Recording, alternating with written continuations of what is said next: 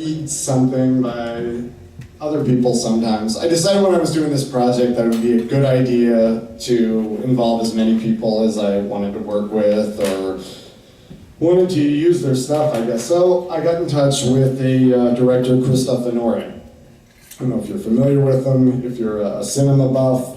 He did movies like Don Paris, Making Plans for Lena, Beloved, Love Songs.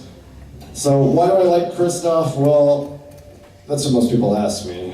I always go on about how phenomenal his films are. Not because people don't like him, but because they wonder why I like him, I guess. Because he seems a little happier than me. So I guess in summary, Christophe is like me without the hope, or with the hope, sorry, with the hope. I should read what I write sometimes.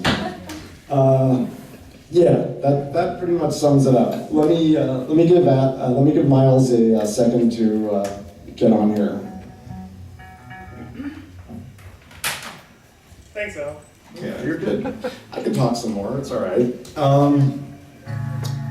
Yeah, so I'm reading a piece by Christophe. I think you all got that. He granted me permission. I was very persistent. I went to all of his friends before he even answered me, and finally he answered me and said yes, but he gave me his blessing. So we'll probably record this piece. I'm sure we'll record this piece. The only problems that we had with it, of course, is that he is a French writer. He's a published novelist in France, and it's very difficult to do a translation when you don't know French. I was a language major, but I don't know any French, so I had to have a friend help me out, which it worked out, I think, for the most part. Well, we'll see.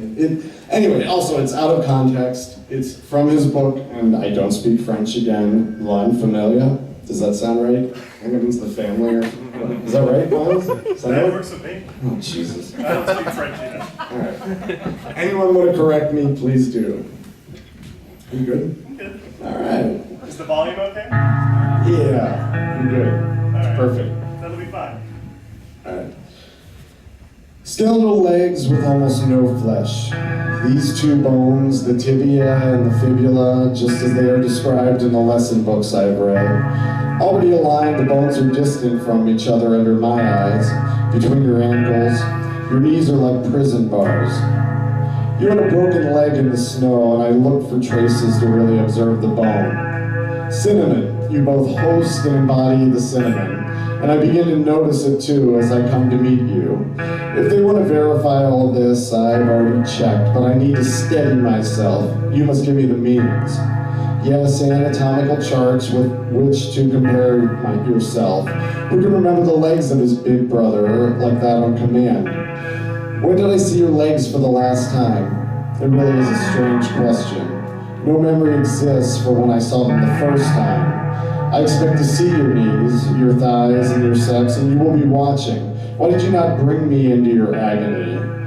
Here's what I would dream for both of us after the long illness that destroys you. I'd come to see you every day, help you make your porridge, hold your hands, change your shit-stained sheets, and support you with powerful embraces that you will not have the strength to refuse. Either to show off or to be evasive, you will look at me. These words are close to death. If you would ask for absolution, I would give it, because I love you, Thomas. I do not want you to die, because then I will be left alone. I forgive you for everything, because I now know how to forget. We stumble alone. I forgive you for everything, because we stumble without parents, because we've been abandoned in the same bed, snuggled up against each other. I don't want your body cold and dark. I already cannot recall any more than your voice. Something is wrong. I look at your legs under the plastic cover, and the cover is stained with shit, because once dead, the intestines relax and empty. And if your thighs do not have the same color, because a deep black hue reigns over your body, I can explain this with the notion that a hairdryer fell on you, causing a burn. But I despair. I see your cock and I like your feet, It still looks like your cock. The sac holding your testicles is nestled underneath, falling obliquely towards your hip. Oddly, I do not feel uneasy about this, and although I would not make a fuss about anything, something is still wrong. The glans is released. Our parents never operated on our foreskins. The cracks of death settle around the head alone. I've already heard that the body continues to live after death. The skin is dried out and retracted the penis. That's possible. After all, Thomas was in the bath, keeping with his disciplinary right. I look at your stomach and your chest. Again, I notice bristles. With my right hand, I cover my eyes, making an eye patch that covers the field of vision to your neck. It bothers me that your sex is a foreign element, with its own kind of movement. This is not your penis, Thomas. I do not need to see your face to know. A Spanish cigarette crumpled in a pack in my shirt pocket. The tile is cold. It smells like bleach. From one wall to the next, the random linens are squares. I guess if she crossed the room from side to side, I would need to go check. The report would say there was a mistake, that it was not my brother that we found in the bathtub. Goodbye and good luck. I'm at your disposal. I see a light. This was a good joke, Thomas. Really. I tried to breathe in the bleach that was atomized in the air to avoid the smell of the corpse. Actually, I was just looking for a breath as the nausea contracts my throat. I'm smothered, and I feel a more intense reaction over my whole body. I don't want to fight. I'm ready to die, even though all these people will not forgive us. Thomas, if only I could take your place, then they would forget us. Not before. They won't let me out alive, no. You cannot explain anything to me because I'm dying. Neither of us will come out of here alive. I thought that we died easily once corpses, but no. Life remains. My ass aches from the cold. Legs, arms, scratching me. Do not move. How long do I need to refrain from indulging in my own arrogance? I hold my breath. On Saturday, Mom took him shopping with her. I'm all over the place, even though I'm not allowed in the dressing rooms. We both look in the mirror. The clerk asks questions, and it is I who responds. The sales lady, even though I act like a brat. Your world laughs. Oh, Mother, I'm dying because of Thomas. You understand, so why don't you believe me? Why do you know where to be found? How could you do this without me? How could you not know that I am already dead? I, myself, am unable to know. How can you be stronger than I think suddenly. In an instant, I come to and take a forceful breath. One hand is low on my chest. The chair has no odor. I lean against the wall with all my weight, regaining my equilibrium. My eyes gaze into nothing but blackness which soothes me. I rest. I am happy.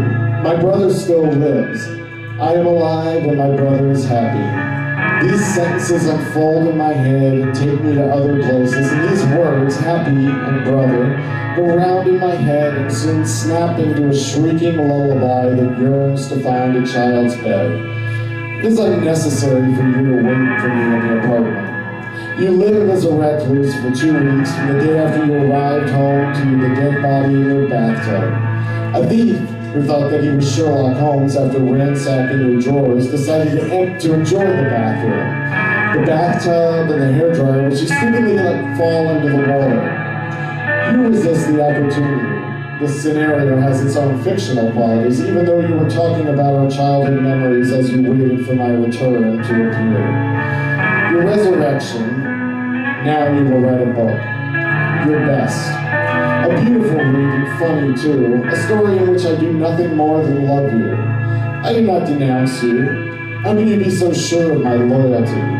We've not been complicit in anything for such a long time, yet you know my love is greater than anything else. If you did kill, I'm within the scope of the law upon reflection. Criminal association. The game is to recognize your body and show your death. The perfect alibi based on my promises, these words, my brother is dead. Your sign urges me to liberate myself, to save our lives. You do not change. This family spirit that you embody well, our arrogance, is your way to cunningly ensure that others talk about your triumph. You hear me, Thomas? I grew up. You did not force me to kill you. I have no proof that my body still exists, that this fantastical fratricide is insane. I've never been outside myself, but it's becoming clear what is expected of me. I kill and I shut up. You're naive to this plan and I am elusive. I feel the weight of these emotions. The shared memory is already increasing in scope. Contour is huge, and I believe that more are coming soon. Thomas, I recall the times that you played dead, motionless on the beach, on your bed, in the bathtub, even when I screamed. I press on your chest, trying mouth to mouth, begging thoughts screaming for our parents. A pure bolt of pain into the depths of my heart. I know your tricks. I answer not so much to please you, but to prove that you're shameless in your deception. I don't want to reveal this sullied image that I have, and I will not elaborate any further. I long to revile Mom's favorite son. How can we handle all of his shattering statements as well as you? Here is your family, a family of liars. You never wrote that in your books. You portrayed us very seriously, and as a result, we became a family that has ridiculous strengths through vices and cowardice. Untruths at the edge. This is what your books are like, but I will find you. We'll talk quietly, man to man, as dad had hoped for his sons. I'm going to grant this petty vengeance, softness, and compassion, and I will live, because you will not write again. Should I close the case? Dare I open my eyes? I strive to fade to black.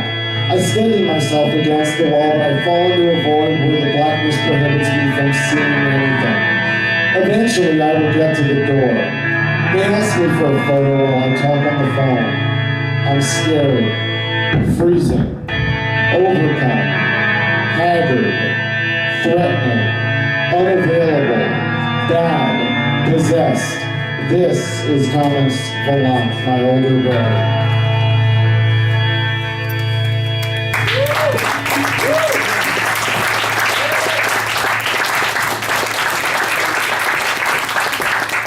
It's actually very hard to read in somebody's voice, especially when it's a translation. That was my whole point. There goes everything. Night's over. No, it's not. I'm kidding. You're not so lucky. You're locked in here till the end.